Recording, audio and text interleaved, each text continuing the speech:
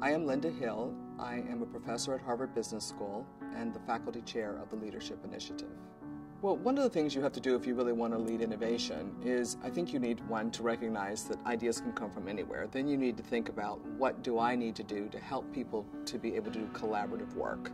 Because again, innovation is not about a solo genius having an aha moment. It's actually a collaborative problem-solving process, usually with people who are quite different in their points of view. It's also a discovery learning kind of process. You can't plan to innovate. You have to act your way to innovation. And finally, the other thing about most innovations is they're not brand new. They're usually the combination of ideas, sometimes old ideas applied to a new problem or whatever it might be. So once you take seriously what we know about the process from all the work on innovation, and you remove yourself from saying, I gotta be the one, then you think about, how on earth am I going to get people who are diverse to collaborate together? So a couple things that happen with this is your mindset as a leader has to shift. So what we see is that leaders who are really good at this, even though they're visionaries themselves and quite talented, all the ones that I've studied and the way I've done my work, it turns out they know they need to make space for others. And as one of them said to me, I'm a stage setter, I'm not the performer on the stage.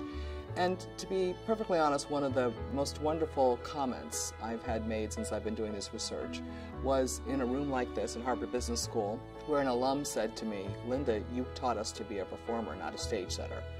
Not me specifically, but we at the school, because that's what leadership is about. I'm in front, I'm performing, and now you want me to step back and create a stage for others. And I said, you know what? If you want to build a sustainable organization, yes, you must start by working on yourself about this, because it is a collaborative process. Of course you want to play and people need to see you as credible, so obviously you need to have ideas, obviously you need to bring your slice of genius to it.